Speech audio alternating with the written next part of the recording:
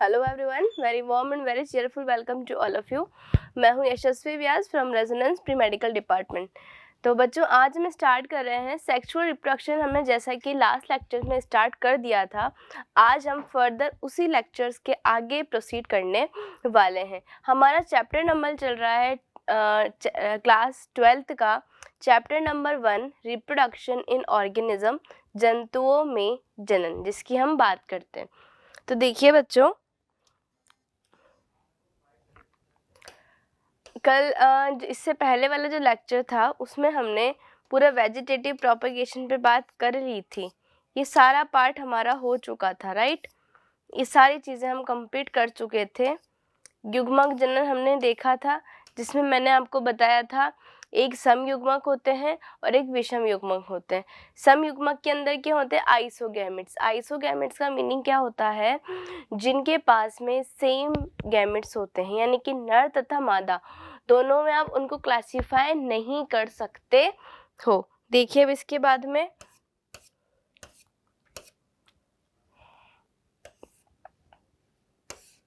ये हमने कंप्लीट कर लिया था। आज हम स्टार्ट करने वाले हैं यहाँ से, जीवों में लैंगिकता, राइट। आज हमारा टॉपिक स्टार्ट होगा जीवों में लैंगिकता, यानी कि सेक्सुअलिटी इन ऑर्गेनिज्म। क्या स्टार्ट करेंगे आज हम? सेक्सुअलिटी इन ऑर्गेनिज्म। तो देखिए, सामान्य जीवों में लैंगिक जनन के दौरान दो विभिन्न समष्टियों के युग्मन से युग्मकों में युग्मन होता है। मैंने आपको लास्ट लेक्चर में बताया था नर युग्मक और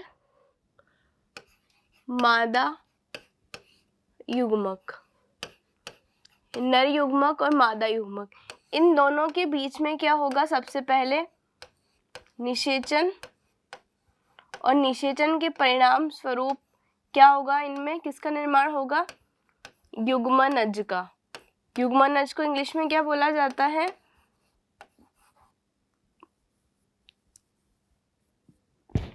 जायगोट। ओके, तो युग्मनज को इंग्लिश में क्या बोला जाता है? जायगोट। और इसी को क्या बोला जाता है? अब युग्मन भी इनको बोल सकते हो, युग्मन। तो लाइन समझ में आई? विभिन्न समष्टियों के युग्मकों में युग्मन से, यानी कि जब युग्मक यानी कि गैमेट्स एक दूसरे से मिलते हैं तो किसका निर्माण होता है? युग्मकों का, जायगोट का निर्माण होता है, और उसी के द्वारा नई समष्टि का निर्माण होता है। आगे देखिए, परंतु यह सदा के लिए सत्य तथ्य नहीं है। यदि आप कक्षा 11वीं के उदाहरण का स्मरण करेंगे तो निषेचन क्रिया को पहचान सकते हैं। पादपों में नर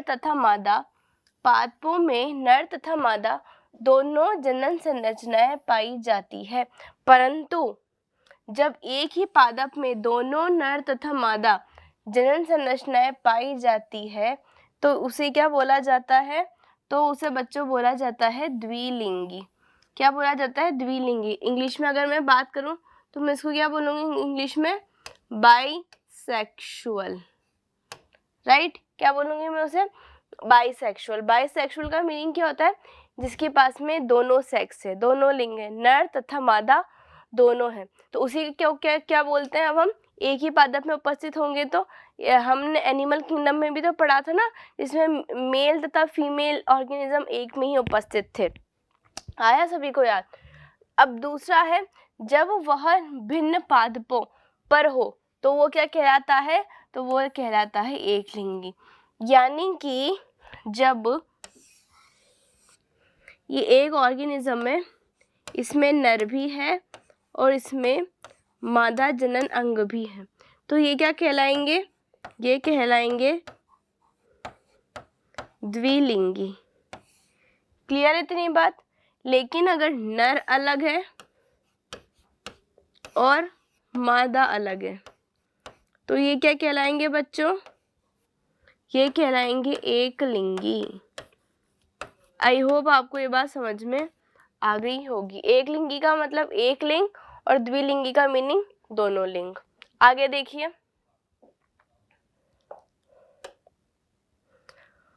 बहुत सी फंजाई तथा पादपों में द्विलिंगी स्थिति को उल्लेखित करने के लिए उभयलिंगाश्रयी तथा समथैलेसिक शब्द का प्रयोग किया गया है। अब कुछ पादपों में तथा फंजाई में इसी टर्म को, किसको, द्विलिंगी टर्म को ही डिफाइन करने के लिए दो शब्द का यूज किया गया, एक तो उभयलिंगाश्रयी और एक समथैलेसिक शब्द का यूज किया गया। एक लिंगता की स्थिति को उल्लेखित करने के लिए एक लिंगाश्रयी तथा विषम थैलेसी का उपयोग किया गया। विषम का मतलब क्या है, दोनों अलग अलग। दोनों अलग अलग का मीनिंग क्या है, नर अलग है और मादा अलग है। और द्विलिंगी में क्या है, नर तथा मादा दोनों एक में ही उपस्थित हैं। आगे बढ़ते हैं हम।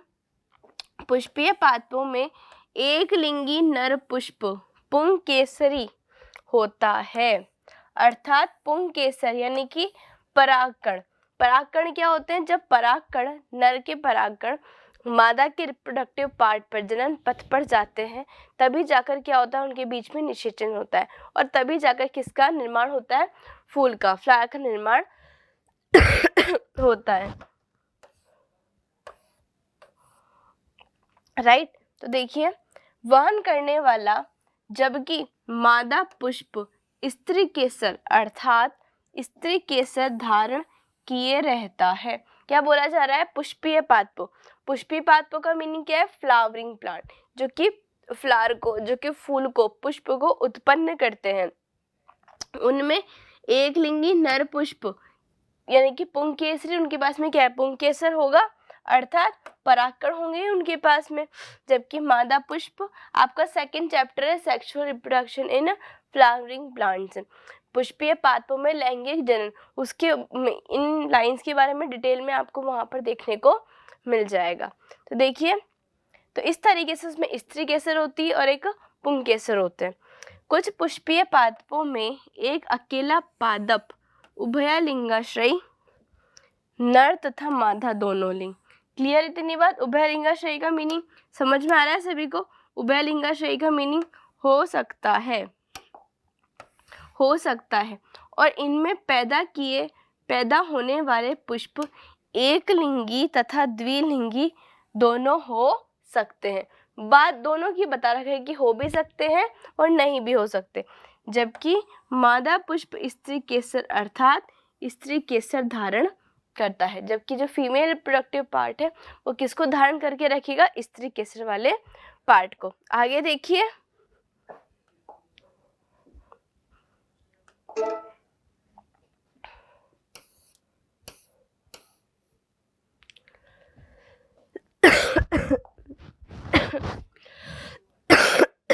सॉरी, देखिए अब आगे उभयलिंगाश्रयी पादपों की कुछ उदाहरण। उभयलिंगाश्रयी पादपों के कुछ उदाहरण दे रखे हैं बच्चों, ये याद रखने हैं आपको। कौन कौन से हैं, कुकुरबिटा और नारियल वृक्ष। जबकि पपीता और खजूर, देखिए पपीता और खजूर किस में आते हैं, एक लिंगाश्रयी में। एक लिंगाश्रयी में कौन कौन से आते हैं, एक लिंगाश्रयी यानी कि यूनिसेक्सुअल, खजूर और पपीता। तो खजूर और पपीता कौन से हो गए, एक लिंगाश्रयी। क्लियर है इतनी बात। बायसेक्सुअल में कौन से आएंगे और यूनिसेक्सुअल में कौन से आएंगे। आगे देखिए, एक लिंगाश्रयी जिसमें कि एक लिंग, द्विलिंगाश्रयी जिसमें कि दो लिंग होंगे। ठीक है। उभयलिंगाश्रयी आप पता ही है आपको, जिसमें नर तथा मादा जनन अंग दोनों में उपस्थित होते। एक तिलचट्टे का एग्जाम्पल दे रखा है। तिलचट्टा एक लिंगी प्राणी का उदाहरण है। आगे देखिए, ये यहाँ पे देखिए, यहाँ से स्पंज, टेपवर्म तथा जोंक द्विलिंगी प्राणियों के प्रारूपी उदाहरण है। इनमें नर तथा मादा दोनों एक ही प्राणी में पाए जाते हैं। क्लियर है। और तिलचट्टा क्या है, एक लिंगी प्राणी। एक लिंगी प्राणी का मतलब जिसमें कि केवल एक ही लिंग पाया जाता है, या तो नर या तो मादा। क्लियर है। आगे चलते हैं। नेक्स्ट देखिए, ये देखिए यहाँ पे दे रखा है डायग्राम अर्थवर्म के। देखिए ये सब एनसीईआरटी के डायग्राम से सबसे पहले तो बता देते हैं हम आपको। द्विलिंगी प्राणी केचुआ, ये रहा, ये द्विलिंगी प्राणी केचुआ। इसमें नर तथा मादा नर तथा मादा दोनों इसी में उपस्थित होती है। ठीक है, आगे देखिए, एक लिंगी प्राणी कॉकरोच, ये कॉकरोच का है। एक लिंगी प्राणी कॉकरोच, ये कॉकरोच का हो गया। यह है नर और यह है यह है नर मेल का और यह है मादा फीमेल का, यानी कि अंडाशय। ओके, नेक्स्ट देखिए, स नंबर पे, स पे दिया हुआ है यहाँ पे उभयलिंगाशयी पादप कारा, ये कारा का दिया हुआ है। ठीक है, आगे देखिए, ये पुंधानी, पुंधानी कहाँ होती है, इस पे भी क्वेश्चन बन कर आ जाता है। पुंधानी कहाँ होती है, इसमें नीचे, और अंडधानी कहाँ पर होती है, इसमें ऊपर की साइड। आगे देखिए, ये हो गया आपका एक लिंगाशयी पादप मार्केंशिया, ड पे दिया हुआ है ये मार्केंशिया, और ये लास्ट में दिया हुआ है शकरकंद का द्विलिंगी पुष्प। तो ये कुछ एनसीईआरटी के डायग्राम्स है जो कि आपको बहुत अच्छे से याद कर लेने हैं। आगे देखिए, इससे भी क्वेश्चन बन जाते हैं। ये आपको एक टेबल दे रखी है जिसमें बताया गया है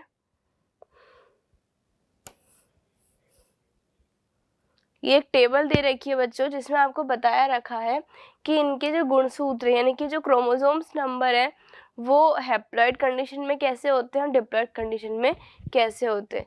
जैसे कि अगर मैं बात करूं यहाँ पर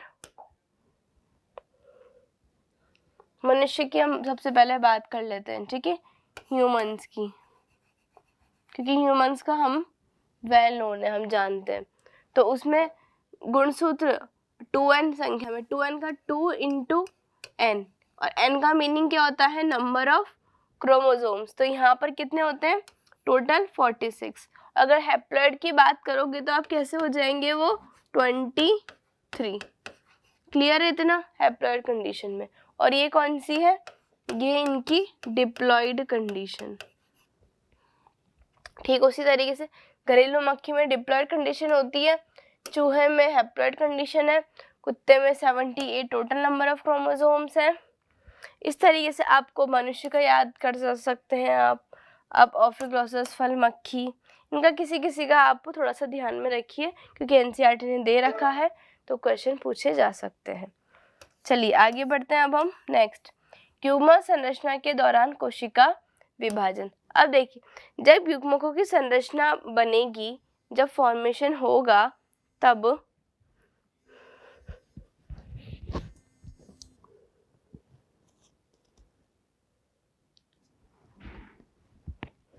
जब इनका फॉर्मेशन होगा तो कोशिका विभाजन किस प्रकार से होता है वो हम देख लेते हैं इसमें। ओके, देखिए, सभी विषम युग्मक की प्रजातियों की युग्मक प्राय 2 प्रकार के होते हैं। कितने प्रकार के, 2 प्रकार के, जो कि नर तथा मादा कहलाते हैं। युग्मक अगुणित होते हैं, चाहे उनके जनक जिससे वह उत्पन्न हुए हैं वह अगुणित हो या द्विगुणित ही क्यों ना हो। देखिए यहाँ पे बोला जा रहा है कि चाहे जनक द्विगुणित हो या अगुणित हो, यानी कि हैप्लॉइड कंडीशन में हो या फिर डिप्लॉइड कंडीशन में हो, बट उनके जो गैमेट्स बनेंगे यानी कि जो उनके युग्मक बनेंगे वो हमेशा कैसे बनेंगे, वो हमेशा बनेंगे अगुणित। अगुणित का मीनिंग क्या है, हैप्लॉइड। अगुणित का मीनिंग क्या होता है, हैप्लॉइड, राइट। तो हैप्लॉइड कंडीशन में ही बनेंगे। जैसे कि मान लीजिए हम हमारी बात करते हैं ह्यूमंस की, राइट। तो जब ह्यूमंस में अगर मैं नर की बात करूं, नरों की, तो नरों में जब युग्मकों का निर्माण होता है तो उनके अंदर के युग्मक निर्माण को बोला जाता है, युग्मक निर्माण को बोला जाता है स्पर्मेटोजेनेसिस, शुक्र जनन, सॉरी, ठीक है, शुक्राणु जनन बोला जाता है। और जो फीमेल्स होती है उसमें oogenesis बोला जाता है, अंडे जनन। तो जब शुक्राणु का निर्माण होता है, हमारी बॉडी कैसे डिप्लॉयड है, हम भी, बट जो गैमेट्स बन रहे हैं नरों के अंदर या फिर मादा के अंदर, वो कैसे बनते हैं, एन कंडीशन में। एन का मीनिंग क्या होता है, हैप्लॉइड कंडीशन में, यानी कि कैसी अवस्था में, अगुणित अवस्था में। तो एनसीईआरटी यही बोल रही है कि चाहे जनक जिससे भी उत्पन्न हुए हैं वो अगुणित हो या द्विगुणित ही क्यों ना हो, युग्मक कैसे बनते हैं, अगुणित ही बनते हैं। आगे देखिए, एक गुणित जनक सूत्रीय विभाजन समसूत्रण के द्वारा युग्मक उत्पन्न करते हैं। किसके द्वारा? सूत्री विभाजन समसूत्रण के द्वारा। आगे देखिए, बहुत से जीव जिनका संबंध मोनेरा, फंजाई, शैवाल, ब्रायोफाइटा से है वह अगुणित पादपकाय होते हैं। कैसी होती है उनकी प्लांट बॉडी? अगुणित, यानी कि हैप्लॉइड कंडीशन में। और वे जीव जिनका संबंध टाइडोफाइटा, जिम्नोस्पर्म, एंजियोस्पर्म तथा अधिकांश प्राणी जिनमें मनुष्य भी शामिल है उनकी जननीय काय द्विगुणित होती है। जैसे अभी मैंने आपको एग्जांपल लिया था हमारा, यानी कि हम ह्यूमन्स हैं, हमारी जननीय काय कैसी है? द्विगुणित, यानी कि हम डिप्लॉयड है। बट हमारे जो गैमेट्स है, जो युग्मक है, वो कैसे प्रोड्यूस होते हैं? वो अगुणित अवस्था में ही प्रोड्यूस होते हैं। क्योंकि ये गैमेट्स, क्योंकि हमारी बॉडी कैसी है बच्चों, हमारे अंदर क्या था? सेक्सुअल रिप्रोडक्शन होता है। सेक्सुअल रिप्रोडक्शन के द्वारा ही हम किसको उत्पन्न कर पाते हैं? प्रोगेनी को, संतान को उत्पन्न कर पाते हैं। तो जब मेल का एन फीमेल के एन से जाकर, आपको पता है, देखिए गैमेट्स दो में बनेंगे, एक तो बनेंगे मेल्स में और एक फीमेल्स में, राइट। नर में भी एन होते हैं और फीमेल्स में भी एन ही होते हैं। अब ये एन और ये एन मिलने से क्या बनेगा? 2n, यानी तभी तो जायगोट का निर्माण होगा, यानी कि युग्मनज का निर्माण होगा। अगर ये यदि अगर ये 2n हो जाता और ये या फिर 2n हो जाता तो ये तो क्या बन जाते? ये तो 4n बना लेता। जायगोट 4n थोड़ी हो पाएगा, वो तो फिर अलग ही कंडीशन हो जाएगी, वो नॉर्मल कंडीशन तो होगी नहीं, राइट। तो यही बात कहना चाह रहे हैं कि चाहे द्विगुणित बॉडी है बट जो युग्मक है वो कैसे बनेंगे? अगुणित ही बनेंगे। क्लियर है इतनी बात? इसलिए 2n नहीं होता है। n के साथ में क्या करेगा? निषेचन करेगा, मिलेगा एक दूसरे के साथ में, तभी जाके 2n बनाएगा। अगर वो 2n होता है पहले से ही तो 2n और n मिलकर तो फिर 3n हो जाते, 4n हो जाते, तो वो नॉर्मल कंडीशन नहीं होती है, राइट।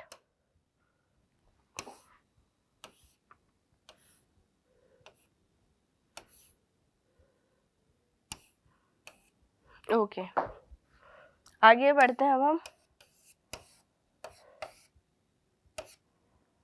चलिए, तो ये स्पष्ट हो चुका है कि अर्धसूत्री विभाजन जो न्यूनकारी विभाजन है और जहां द्विगुणित काय अगुणित युग्मकों को उत्पन्न करता है। क्लियर है इतनी बात?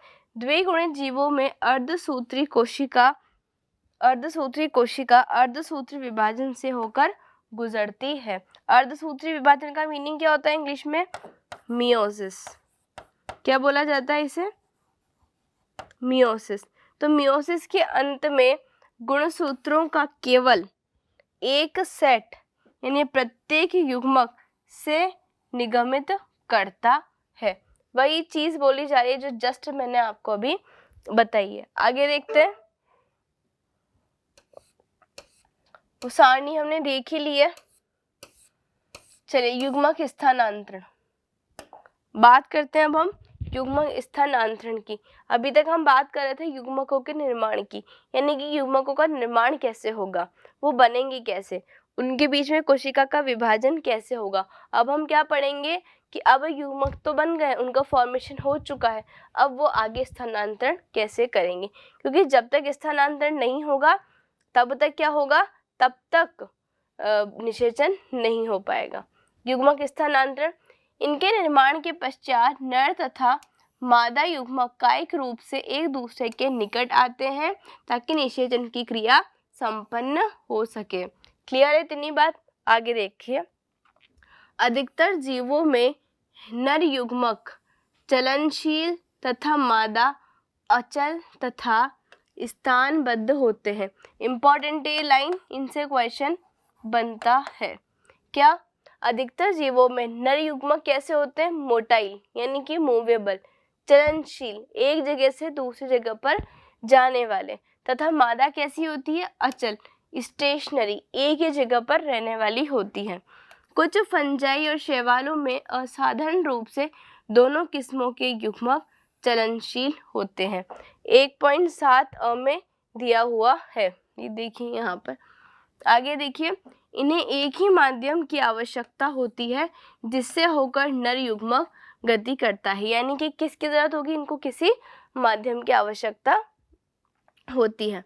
अधिकांश साधारण पादपों जैसे शैवाल, ब्रायोफाइटा, टेरिडोफाइटा में जल ही एक माध्यम है जिससे होकर युग्मकों का स्थानांतरण संभव हो पाता है। राइट, तो यहाँ पे मीडियम, किस मीडियम की बात चल रही है? यहाँ पे जल की बात चल रही है। तो जल ऐसे एक मीडियम होता है जो कि देखिए, अगर मेल गैमेट है, अगर वो मूवेबल है, वो चल है, तो वो तो मादा के पास में पहुंच जाएगा। बट अगर दोनों ही इमूवेबल है, यानी कि दोनों ही अचल है, तो वो किस तरीके से जा पाएगा? इसीलिए क्या होता है, इनको किसी मीडियम की ज़रूरत होती है। और वो मीडियम कौन प्रोवाइड कराता है इनको? वाटर ही एज अ मीडियम यूज़ किया जाता है। नर युग्मकों की एक बहुत बड़ी संख्या यद्यपि मादा युग्मक तक पहुंचने में असमर्थ होती है, तथापि परिवहन के दौरान नर युग्मकों की हानि को पूरा करने के लिए नर युग्मक मादा युग्मकों की तुलना में कई हजार गुना अधिक संख्या में पैदा होते हैं। देखिए, अब क्या हो रहा है, यहाँ पर फर्टिलाइजेशन वाटर में हो रहा है। कहाँ पर? जल में किया जा रहा है। अब यहाँ पर आपको पता है बच्चों कि जल के अंदर कई सारे बाकी के ऑर्गेनिजम्स भी हैं, कई सारे बाकी के जीव भी हैं।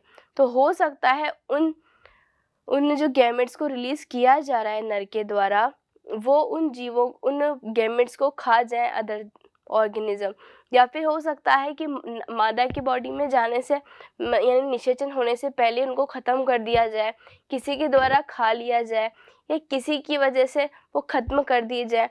कुछ भी XYZ रीज़न हो सकता है। तो इसके लिए क्या किया जाता है, नर युग्मकों को बहुत अधिक संख्या में मेल गैमेट्स को रिलीज़ किया जाता है, ताकि अगर कुछ खराब भी हो जाते हैं तो कुछ संख्या में वो निषेचन कर सकें। राइट, आगे बढ़ते हैं अब हम।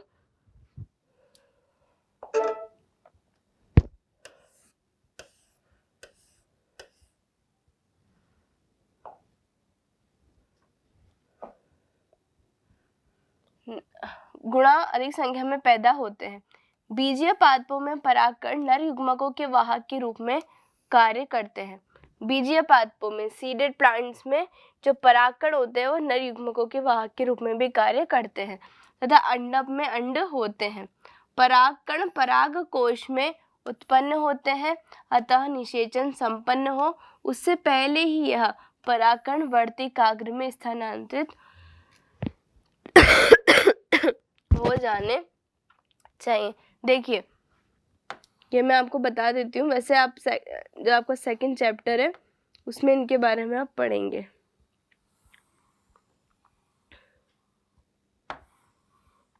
ये होता है वर्तिका, ये वर्तिकाग्र, और ये होता है अंडाशय। यहाँ पर आता है एक पोलन, यानी कि परागकण। ठीक है, परागकण यहाँ पर आता है और एक पोलन ट्यूब का निर्माण करता है। किसका निर्माण करता है? Pollen tube. ये पोलन ट्यूब का निर्माण होता है और इस पोलन ट्यूब के माध्यम से ये अंदर जाता है और फिर निषेचन करता है। इसकी पूरी अच्छी खासी पोस्टल पिस्टल इंटरेक्शन के नाम से, पराग अंतर क्रिया के नाम से कुछ टॉपिक है जो आपके उसमें आप पढ़ेंगे। ठीक है, सेकंड चैप्टर के अंदर।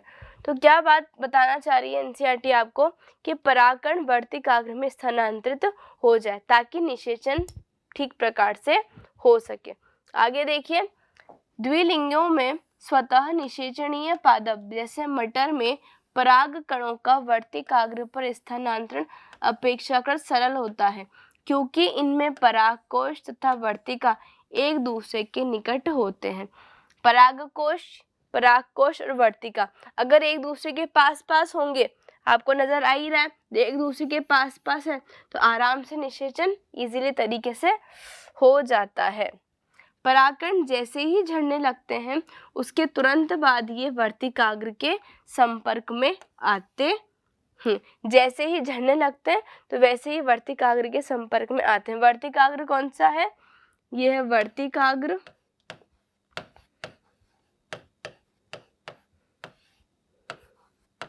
ये है वर्तिका और ये है अंडाशय।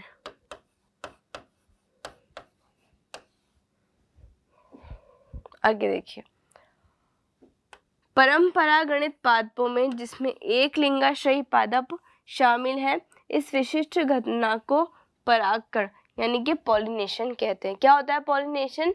जब पॉलन ग्रेन यानी कि परागकण किस पर जाते हैं? मादा जनन तंत्र के वर्तिकाग्र, इस वर्तिकाग्र पर जाते हैं, तो यही क्रिया कहलाती है, यही क्रिया कहलाती है परागकण की। इसमें वर्तिकाग्र पर पराग कणों का स्थानांतरण सुगमता से संपूर्ण हो जाता है। परागकण वर्तिकाग्र पर अंकुरित होते हैं, यहाँ पर अंकुरित होते हैं, जर्मिनेट होते हैं, तथा परागनली, परागनली अभी जस्ट बताया आपको मैंने, पोलन ट्यूब, ये क्या है? ये है पोलन ट्यूब। परागनली, राइट, परागनली, परागनली नर युग्मकों को अपने साथ लेती है।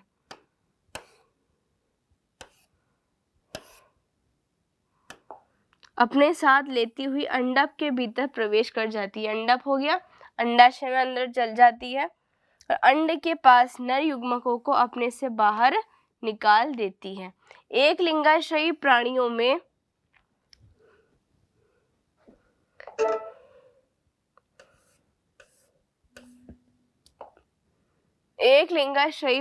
में चूंकि नर तथा मादा युग्मक विभिन्न जीवों में बनते हैं, ऐसे में जीव को युग्मकों के स्थानांतरण के लिए एक विशेष प्रकार की क्रियाविधि विकसित करनी पड़ती है।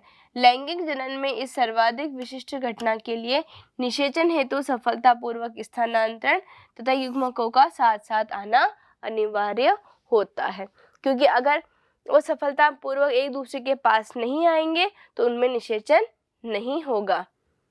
क्लियर इतनी बात? ये यहाँ पर डायग्राम आपको दे रखा है। शैवाल में समयुग्मक संपर्क, ये शैवाल में देखिए सेम है, एक दूसरे के साथ में आए, नया जीव बन गया युग्मनज। ये पुष्प के वर्तिकाग्र पर अंकुरित परागकण, इस तरीके से देखिए इमेज आपको नजर आ रही होगी। चलिए नेक्स्ट पढ़ते हैं अब हम निषेचन। निषेचन में देखिए, निषेचन फर्टिलाइजेशन। लैंगिक जनन की सर्वाधिक महत्वपूर्ण व रोमांचक घटना क्या है? युग्मक का युग्मन यानी कि फर्टिलाइजेशन ऑफ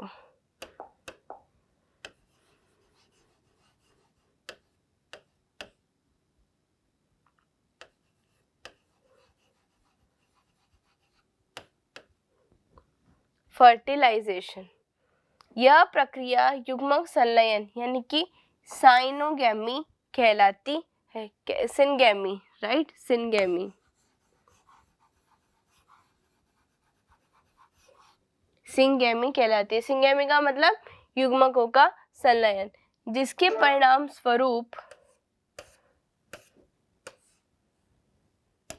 द्विगुणित युग्मन जायगोट का निर्माण होता है। सारी चीजें मैं आपको बता चुकी हूँ।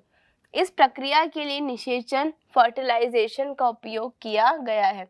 यद्यपि युग्मक संलयन तथा निषेचन शब्दों का प्रयोग बहुधा होता आ रहा है, हालांकि एक दूसरे के पूरक है, परंतु क्या होगा जब संपन्न नहीं हो पाए, क्यों नहीं हो पाएगा? तो फिर प्रोसेस ही पूरा नहीं हो पाएगा। हालांकि कुछ जीवों में जैसे कि रोटिफर्स, मधुमक्खी, यहाँ तक कि छिपकली तथा पक्षियों में बिना निषेचन अर्थात नर युग्मक के बिना ही मादा युग्मक नए जीव में विकसित कर लेते हैं, और यही घटना क्या कहलाती है? अनिषेचक जनन यानी कि पार्थिनोजेनेसिस। इंपॉर्टेंट है ये, मार्क कीजिए। देखिए कुछ ऑर्गेनिजम्स होते हैं जिनमें जो मादा युग्मक है, मादा युग्मक के फर्टिलाइजेशन के बिना ही क्या होता है? युग्मक का निर्माण पूरी तरीके से, जो प्रोगेन उसका निर्माण हो जाता है। फिर से देखिए डेफिनेशन को, बिना निषेचन के, बिना निषेचन अर्थात नर युग्मक के युग्मन के बिना ही मादा युग्मक जो फीमेल गैमेट है, वो फीमेल गैमेट किसमें चेंज हो जाती है? नए निर्माण हेतु विकसित हो जाती है नए जीव में, उसी को क्या बोला जाता है, पार्थेनोजेनेसिस, यानी कि अनिषेचक जनन। एग्जाम्पल्स अगर पूछे जाएं तो क्या बताएंगे आप, छिपकली, पक्षी आदि। आगे देखिए, युग्मक संलयन कहाँ संपन्न होता है। अब ये जो दोनों युग्मकों का यानी कि गैमेट्स का मिलना है वो कहाँ पर होता है, ये चीज आपको बतानी है। देखिए इसमें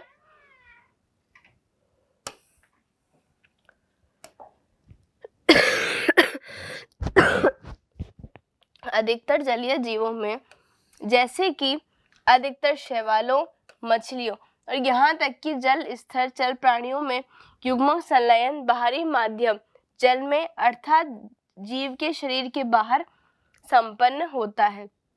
इस प्रकार युग्मक संलयन को बाह्य निषेचन कहते हैं।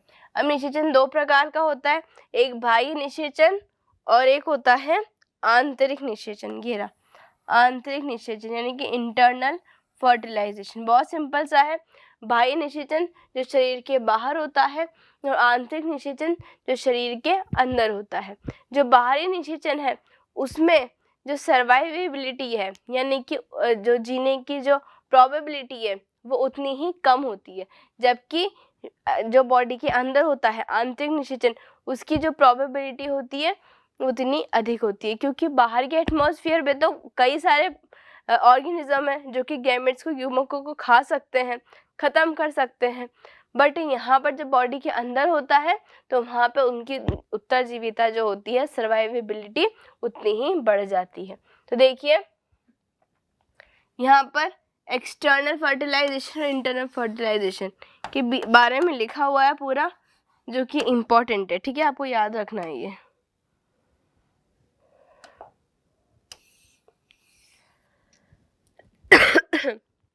देखिए, बाह्य निषेचन करने वाले जीव दो लिंगों में व्यापक समकालिता प्रदर्शित करते हैं तथा बाहरी माध्यम युग्मक संलयन के अवसर को बढ़ाने के लिए काफ़ी संख्या में युग्मक निर्मुक्त करते हैं। क्यों?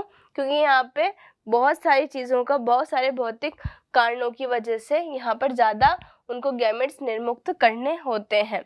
ऐसा बॉनीफिश मेंढकों में होता है जहाँ भारी संख्या में संतानें पैदा होती है, परंतु इसमें सबसे बड़ी कमी यह है कि इनकी संतानें शिकारियों का शिकार होने जैसी नाजुक स्थितियों से गुजरती है। यही मैंने आपको बताई बात अभी।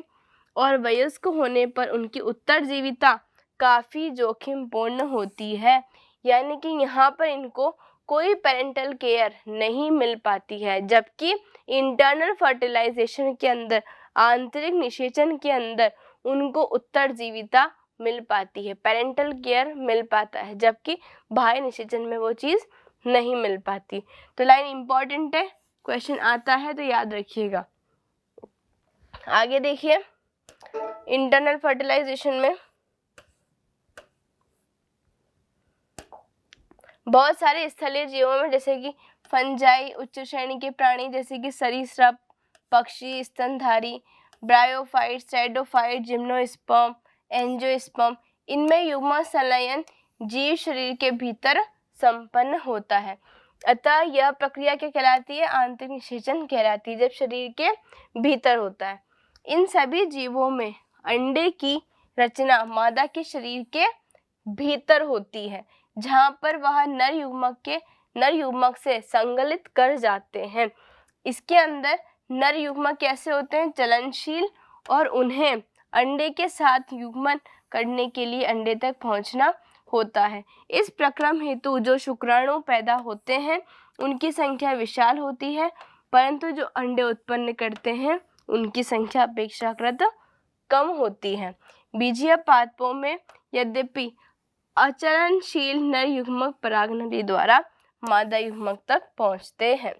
फिनिश, ठीक है। तो ये टॉपिक हमारा कंप्लीट हो गया निषेचन वाला। आगे देखिए, निषेचन पश्चात घटनाओं में ये वाला बचा हुआ है हमारा, ये वाला भी हम देख लेते हैं अभी। चलिए, निषेचन पश्चात घटना यानी कि पोस्ट फर्टिलाइजेशन इवेंट्स। सिंपल सी बात है, लैंगिक जनन घटनाओं के बाद में जब युग्मनज का निर्माण होता है, और यही सब घटनाएं क्या कहलाती है, पश्च निषेचन घटनाएं कहलाती है। सबसे पहले देखिए युग्मनज यानी कि जायगोट, ये क्या है 2n, कैसा होता है ये 2n होता है। तो द्विगुणित युग्मनज का निर्माण सभी लैंगिक जनन करने वाले जीवों में सर्वव्यापी है। बाह्य निषेचन करने वाले सभी प्राणियों में युग्मज का निर्माण बाह्य माध्यम प्राय जल में होता है। जस्ट अभी हमने देखा, जबकि वह जीव जिनमें आंतरिक निषेचन होता है उनके शरीर के भीतर युग्मनज की संरचना होती है।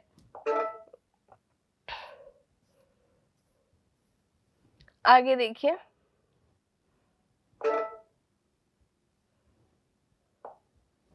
युग्मनज के आगे का विकास जीव के अपने जीवन चक्र तथा वहाँ के पर्यावरण पर निर्भर करता है। वहाँ का पर्यावरण कैसा है, वहाँ का एनवायरनमेंट कैसा है, वो सारी चीजें उस युग्मनज के निर्माण पर निर्भर करती है।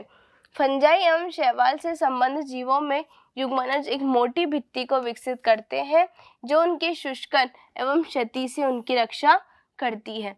यह अंकुरण से पूरी की जर्मिनेशन से पहले काफी समय तक विश्रांति काल में रहते हैं। आगे देखिए,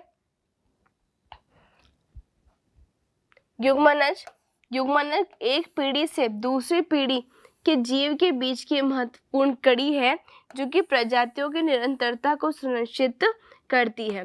प्रत्येक लैंगिक प्रजनक जीव यहाँ तक कि मानव जीवन की शुरुआत एक एकल कोशिका युग्मनज से होती है। तो युग्मनज ही क्या है, एक योजक कड़ी तो है जिससे कि लाइफ क्या होती है, पूरी तरीके से आगे बनती है। नेक्स्ट देखिए, भ्रूणोद्भव यानी कि एम्ब्रियोजेनेसिस।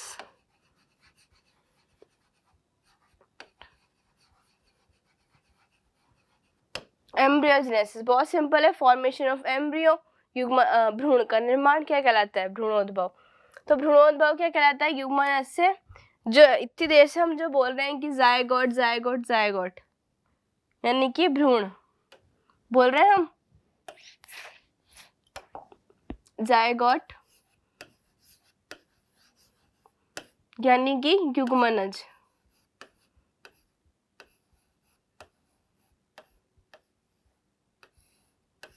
इस युग्मनज से क्या बनेगा, एम्ब्रियो यानी कि भ्रूण, राइट। और इसी को क्या बोला जाता है, भ्रूणोद्भव। क्लियर है इतनी बात।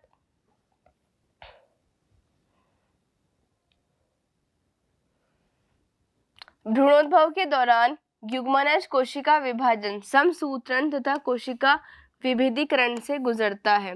भ्रूण विकास के दौरान जहाँ कोशिका विभाजन से कोशिकाओं की संख्या में वृद्धि होती है, वही कोशिका विभेदीकरण से कोशिकाओं के समूह एक निश्चित रूपांतरणों से गुजरकर एक विशेषीकृत ऊतकों एवं अंगों की रचना करते हैं। कोशिकाएं क्या करेगी, विभेदन करेगी, डिवीजन करती जाएंगी, विभाजन करती जाएंगी, नए नए ऊतकों का निर्माण होगा।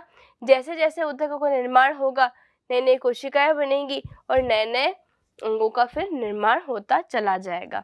आगे देखिए,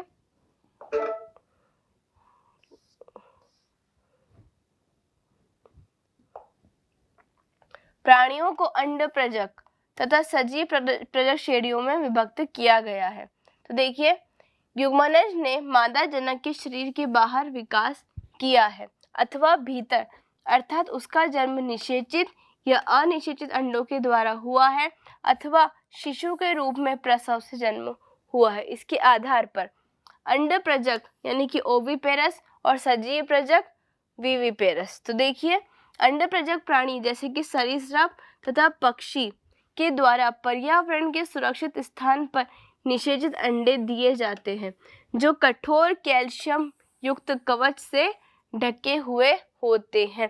इनके सरीसृपों के तथा पक्षियों के इनके जो निषेचित फर्टिलाइज जो एग्स होते हैं वो किससे कवर होते हैं, वो कठोर कैल्शियम युक्त कवच से कठोर होते हैं जो निश्चित निवेशन अवधि के पश्चात स्फुटन द्वारा नए शिशु को जन्म देते हैं, जबकि दूसरी ओर कौन से हैं, सजीव प्रजक। इसको हम दूसरी लाइन से कर लेते हैं। नेक्स्ट है सजीव प्रजक जीवों में अधिकतर स्तनधारी, यानी कि हम मैमल्स, जैसे कि जिसमें मेनली मैमल्स नहीं बोलूँगी अभी मैं, मैमल्स के अंदर मानव, ठीक है, मैमल्स बोल सकते हैं हम ऑल्दो। मैमल्स यानी कि स्तनधारी में देखिए मानव में मादा शरीर के भीतर युग्मनज विकसित होकर शिशु का विकास करता है और एक निश्चित अवधि एवं विकास के चरणों को पूरा करने के बाद मादा जीवन के शरीर से प्रसव द्वारा पैदा किए जाते हैं। भ्रूण को सही देखभाल मिलती है, संरक्षण मिलता है, उसके कारण उसकी उत्तरजीविता रहने के अवसर बढ़ जाते हैं। यही बताया था आपको मैंने। जबकि इनमें क्या होता है, इनमें इनके जो चांसेस होते हैं बचने के वो उतने ही कम होते हैं, इसलिए क्या करते हैं, कठोर कैल्शियम युक्त आवरण को बना के रखते हैं। आगे देखिए,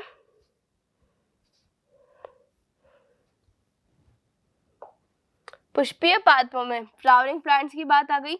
युग्मनज का निर्माण किसके द्वारा होता है, बीजांड के अंदर। ये भी इम्पोर्टेंट है, इससे भी पूछे जाते हैं क्वेश्चन। बीजांड के अंदर होता है। निषेचन के पश्चात पुष्प के बाह्य दल पंखुड़ी तथा पुंकेसर मुरझाकर झड़ जाते हैं। अंडाशय फल के रूप में विकसित होता है और आगे चलकर फल भित्ति का निर्माण करता है। तो अंडाशय से किसका निर्माण होता है, फल का, और वो आगे जाकर फिर क्या बना लेता है, फल की भित्ति। इसे क्या बोला जाता है, इसे बोला जाता है फल भित्ति, यानी कि पेरिकार्प। क्या बोला जाता है इसको बच्चों, पेरिकार्प, यानी कि फल भित्ति। नेक्स्ट, इसका कार्य क्या होता है, फल को सुरक्षा प्रदान करना। विकिरण के पश्चात बीज अनुकूल परिस्थितियों पर अंकुरित होता है और नए पादपों का जन्म लेता है। तो इस तरीके से पूरा फॉर्मेशन होता है एक नए पादप का, कि क्या कौन सी चीज़ क्या बनाती है। यहाँ पर डायग्राम्स आपके दिए हुए हैं। एस का मीनिंग क्या है, सीड, और पी का मतलब है पेरिकार्प। जो दिया हुआ है इससे भी क्वेश्चन बन के आ जाते हैं, सीड, पेरिकार्प। ये मटर का दिया हुआ है। ये और भी कुछ 3 डायग्राम्स आपको दे रखे हैं जो कि आपको ठीक तरीके से पढ़ने हैं। तो ये ओवरऑल हमारा आज का ये जो चैप्टर नंबर 1 है बच्चों कंप्लीट होता है। ये आपकी थ्योरी दी हुई है सारा, जो कि आप खुद भी पढ़ सकते हो। तो इस लेक्चर में जो है हमने पूरा कंप्लीट ओवरऑल चैप्टर कंप्लीट कर लिया है। हमारा चैप्टर नंबर 1 क्लास 12th का जीवों में जनन, जिसकी कि एनसीईआरटी की हर एक लाइन, प्रत्येक लाइन को, ईच एंड एवरी लाइन को हम समझाते हुए आगे बढ़े हैं। So thank you so much everyone, keep learning and bye bye.